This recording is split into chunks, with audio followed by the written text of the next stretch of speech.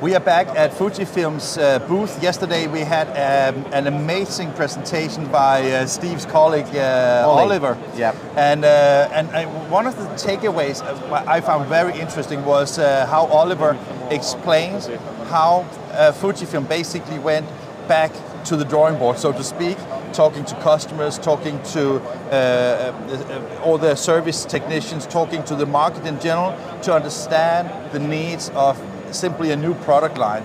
And Steve, we're going to talk a little bit about your experience with the market, but let's start a little bit with yourself. You are Steve, of course. Steve Cookman, 27 years at Fujifilm, primarily sales support functions. Fantastic. Yeah. When you look at, because you have that experience, when you look at the technology that has been presented here at FESPA, how has the impression been by the customers? I think the customers have really sort of welcomed our new approach to bringing these products to market. I say our new approach, I think it's an approach that most of the equipment manufacturers will go through. There's that curve of sort of design and introduction of a product, a period of growth, a period of maturity, and then you need to think again. And I think we were very fortunate to have started that process back in 2018. We used those even 3 years. Even before the pandemic, know, right? You just can't time the markets. So. But yeah, we've used those 3 years really valuably. And here we are, FESPA 22, the first sort of time that we get to talk to the public, our customers again. And we've got a great story on a great stand. It's been rewarding.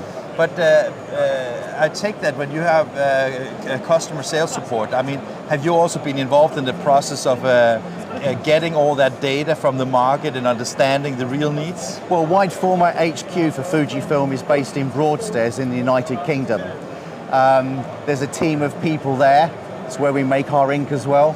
44 years of UV ink, 23 years of digital ink in the market. So we do have a great understanding. We've also had, strategic partnerships over those years as well, where we've shared a lot of technology with the partners. So from that respect, and of course the significant installed base that we've had at various levels in the market, then we've collected, or the people in Broadstairs have collected a wealth of information. And that, all the time is being used, and in particular at a point like this in our evolution with bringing the Acuity range forward again with the new Ultra, roll-to-roll, the hybrid, and of course the Prime, which is our new flatbed platform. The reason why I'm asking, and I'm not pointing fingers neither at you or anybody else, but I would have thought that if you are a well-known and well-renowned manufacturer of hardware and things like this, that you will have to always be in very close contact with your customers in order to understand the market fully. Yeah. So without pointing fingers at anybody, I was just wondering, is it, in your opinion, like a new way of basically saying that, okay, we have to do it more systematic ways or more product orientated or more like reinventing yourself as a company in order to get that? Because I also sense the passion and also for your booth here, because you had a lot of success here. Yes. So my question is that you always have to be in touch with your market to develop the right products and services, right? Yes, I don't think you can just switch it on. No. I think it has to be part of your DNA, shall we say. Yeah. You have to have that relationship. And I think we can also demonstrate that because as an ink manufacturer, we tailor inks to particular application requirements. With our earlier Acuity flatbeds, we had a thermoforming ink. We've had, in terms of multi-substrate, probably 3 different generations of ink there.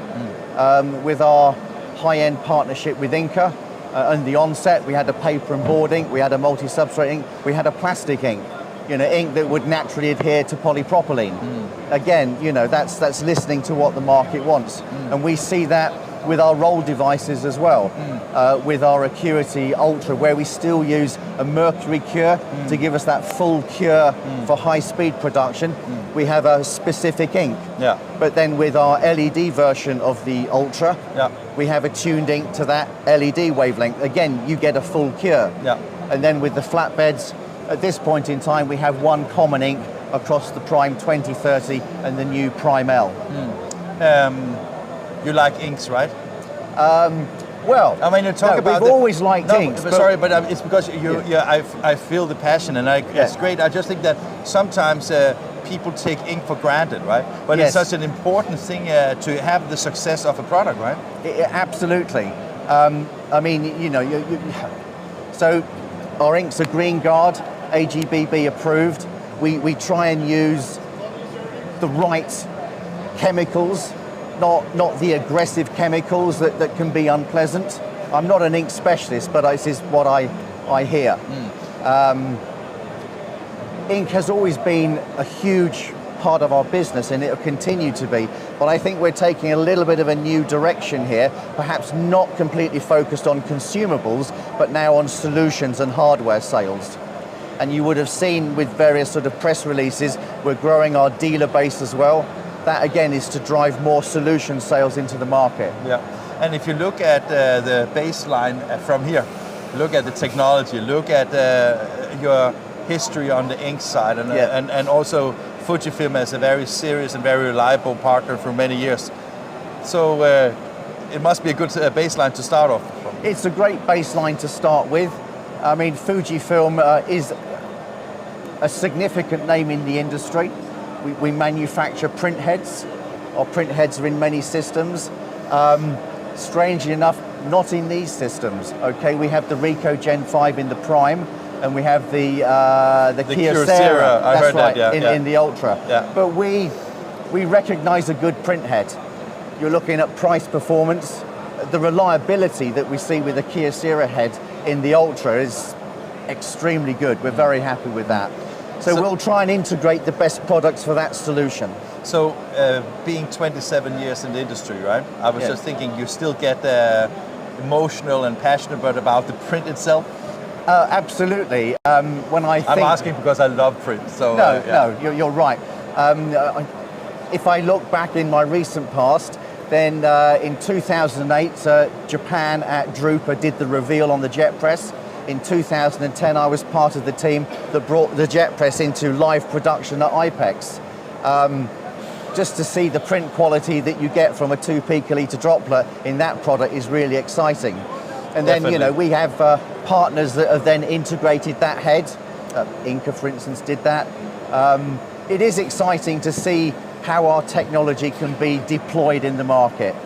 And you're good at it, and you showed it here, right? We certainly showed it here. We are good at it, and we can always get better.